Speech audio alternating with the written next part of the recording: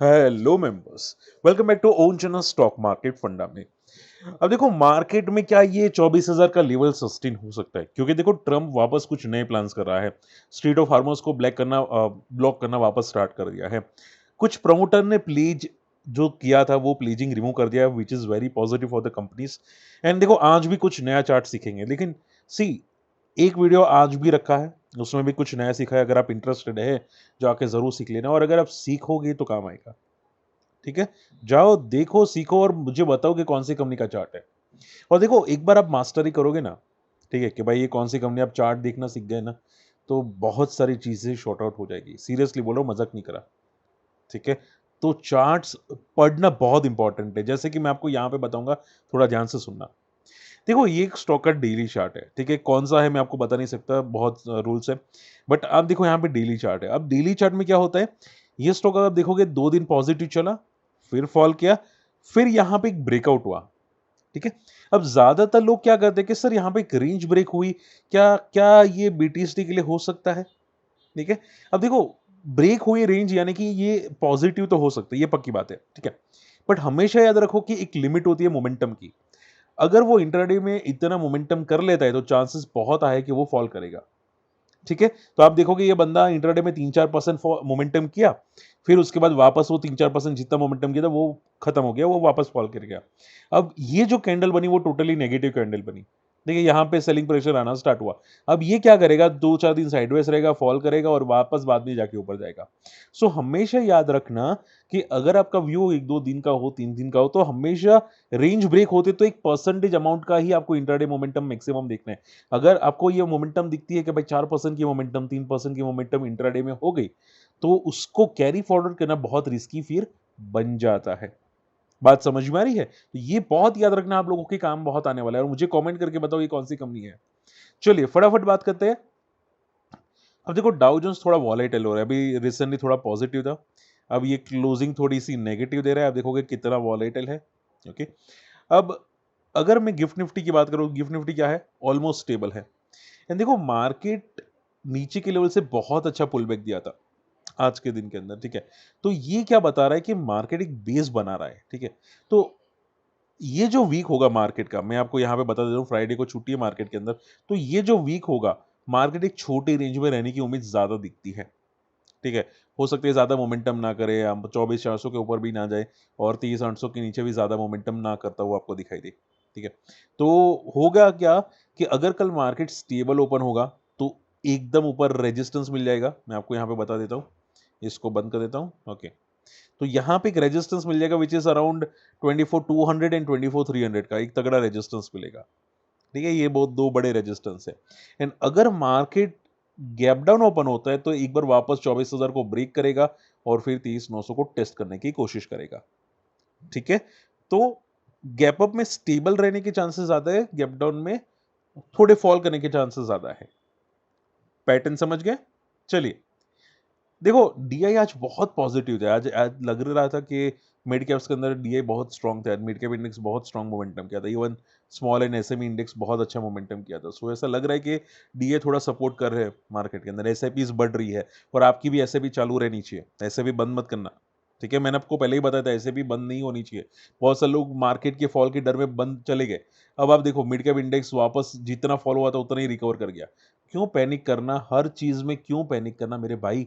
कोई भी बंदा आके डरा देता है कि भाई इसके 2 मिलियन फॉलोअर्स है, 10 मिलियन फॉलोअर्स है, वो बंदा सही बोल रहा होगा, तो वो भाई आप एक बार देख लो ना, क्या वो सही बोल रहा था?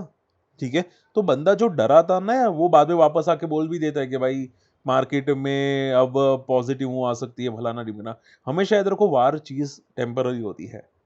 ठीक है, चलिए, हर एक को अपना देश चलाना होता है, इसकी वजह से वार हमेशा टेम्पररी होती है। चलिए बात आती है अगले पॉइंट पे। प्रोमोटर ने देखो प्लेज रिड्यूस कर दिया है। कौन कौन सी कंपनी ने प्रोमोटर के प्लेज रिड्यूस किया है? तो सबसे ज्यादा जो प्लेज रिड्यूस हुआ है वो इंडसइंड बैंक और लॉयड मेटल्स। तो आप ये कंपनी अभी के लिए आप ये समझ के चलो इसमें कोई ज्यादा प्लेज रिड्यूस हुआ नहीं है तो इसको कोई फर्क नहीं पड़ेगा। बट ये दो कंपनी इन्होंने बहुत तगड़ा प्लेज रिड्यूस किया है, which is very very very positive science. हालांकि मैं कोई रिकमेंडेशन नहीं करूंगा, डेफिनेटली नॉट, ठीक है। बट अभी के लिए आप ये समझ के चलो ये बहुत अच्छी न्यूज़ होती है। तो इंडसइंड बैंक जो इसको पहले प्रॉब्लम चल रही थी कि भाई इसमें अभी कुछ है नहीं, कुछ बचा नहीं है, तो ये कंपनी के लिए बहुत टर्न अराउंड पॉइंट हो जाता है, ठीक है। और अभी आई थिंक दिखा था कि रिजल्ट भी बहुत अच्छे आए थे।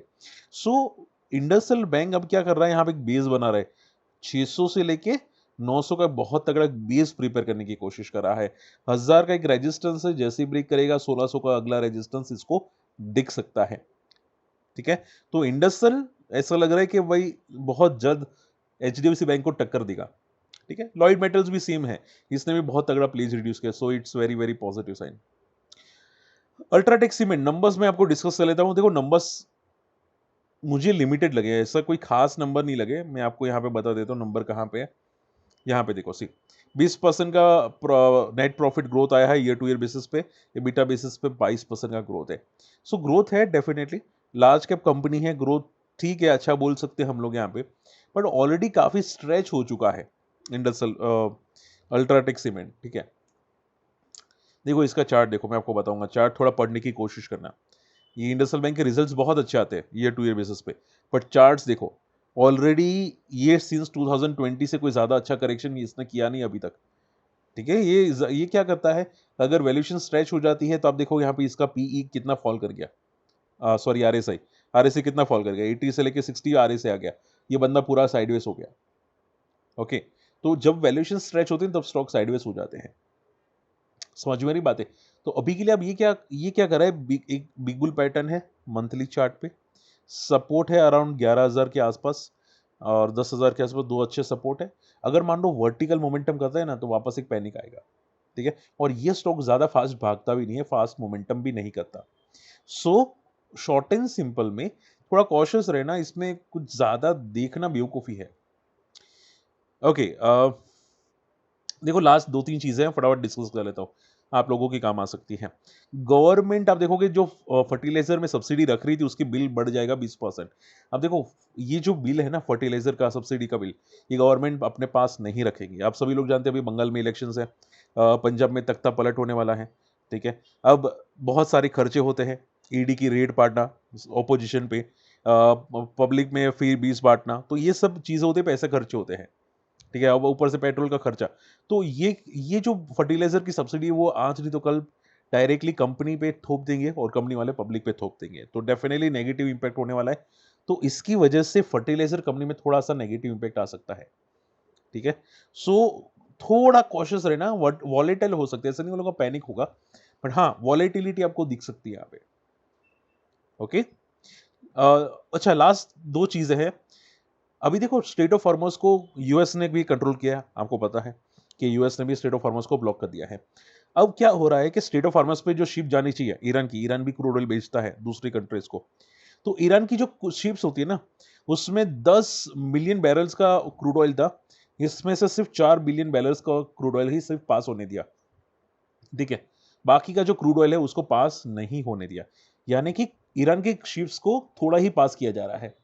अब इसका मीनिंग ये है कि ये पता है ट्रम्प क्या करना चाहता है, ट्रम्प क्रूड ऑयल के प्राइस को ज्यादा बढ़ाना भी नहीं चाहता, ज्यादा घटाना भी नहीं चाहता। इसकी वजह से क्या कर रहा है, पार्शियल क्रूड ऑयल को भेज रहा है ईरान का, ताकि ईरान का भी बिजनेस चले, क्रूड ऑयल भी ज्यादा फॉल ना करे, ज्यादा बढ़े नहीं।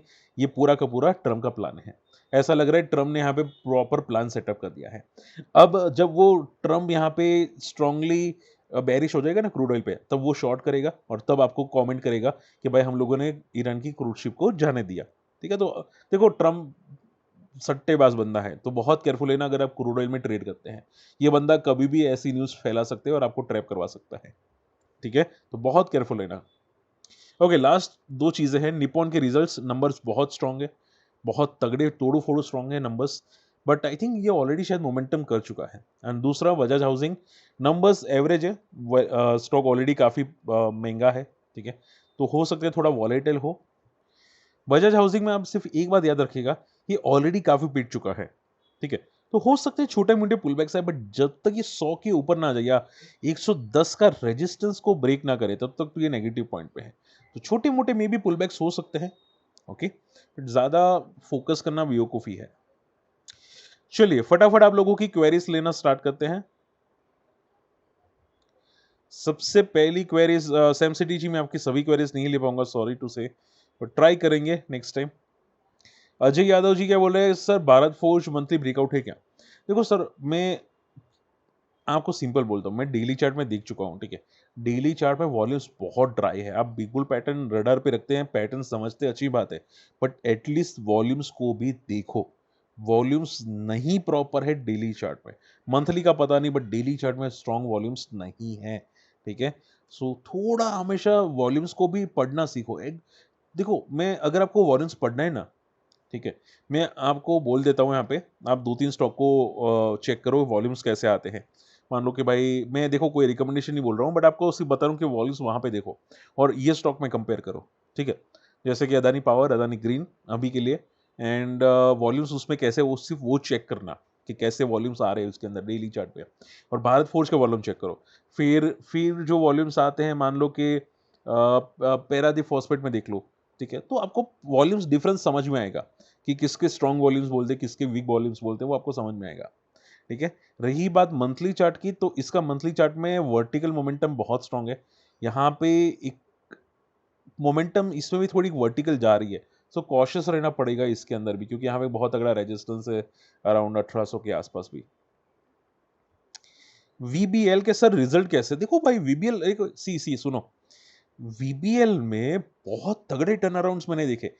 जियो अपना जो नया ब्रांड लाया ना, ठंडे का, यानी कि कोका कोला के कंपेयर में या थम्स अप के कंपेयर में जो अपना कैम कोला लाया, उसका सेल्स की वजह से इसको इम्पैक्ट आना चाहिए था, बट भाई बहुत तोड़ फोड़ो नंबर्स है। ये मैं सीरियसली बिलीव नहीं कर सकता ये इतने स्ट्रॉन्ग नंबर्स ये पेश कर सकता है।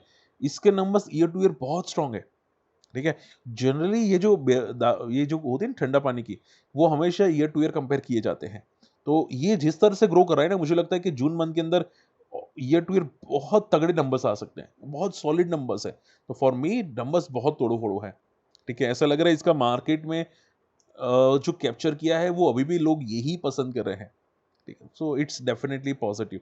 अभी के लिए रेजिस्टेंस 570 का है, थोड़ा वो ध्यान में रखिएगा। श्रीराम फाइनेंस की बात करते हैं यहाँ पे। किसी ने मुझे श्रीराम फाइनेंस पूछा था, वीबीएल में बता चुका हूँ। जीएसडब्ल्यू एनर्जी नहीं सर, जीएसडब्ल्यू एनर्जी में ब्रेकआउट नहीं है। अदानी पावर में सर समझो बात को कि अदानी पावर में रिजल्ट है अभी 1-2 दिन में, रिजल्ट के बाद देखो उसके, अभी एक नजदीक में आ चुके हैं रिजल्ट इसके, ठीक है, अदानी पावर में।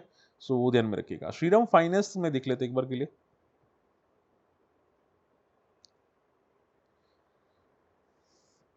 श्रीराम फाइनेंस पे देखो, यहाँ पे लेटेस्ट चार्ट तो है नहीं, बट ये काफी वर्टिकल गया है थोड़ा, है यहाँ पे थोड़ा कॉशियस रहना पड़ेगा, क्योंकि जनरली ये large cap companies vertical sustain नहीं करती। सो थोड़ा कॉशियस रहना, क्योंकि जब भी वर्टिकल सस्टेन नहीं करती, पैनिक क्रिएट करती है। And last note is Reliance power. Reliance power में अभी रिसेंटली काफी अच्छा जंप आया था, बट प्रॉब्लम क्या है पता है, ये जंप में बाद में डेफिनेटली फॉल आया होगा। जंप के बाद जो मार्केट में 1-2 दिन में फॉल आया था, वो हाई टूटेगा, उसके बाद कुछ पता चलेगा रिलायंस पावर के अंदर, ठीक है, कि भाई ये फेक जंप था, ये प्रॉपर जंप था। अभी के लिए इसका रेजिस्टेंस है 40 का, फिर 50 का, एंड देन 70 का। तो पहले रेजिस्टेंस ब्रेक करते हैं कि नहीं वो भी देखो, ठीक है। अगर पहला ब्रेक कर रहा है, इसका मीनिंग बड़े प्लेस है स्टॉक के अंदर, ठीक है। तो हमेशा याद रखो कि लेवल्स को ब्रेक करो, उसके बाद क्लियर डायरेक्शन मिलेगा आपको। चलिए, होप आज का वीडियो पसंद है। वीडियो शेयर करना एटलीस्ट भाई, लाइक तो कर दो, ठीक है, शेयर कर दो, और कुछ डाउट है कमेंट कर दो। बाकी मिलते अगले वीडियो में, बाय।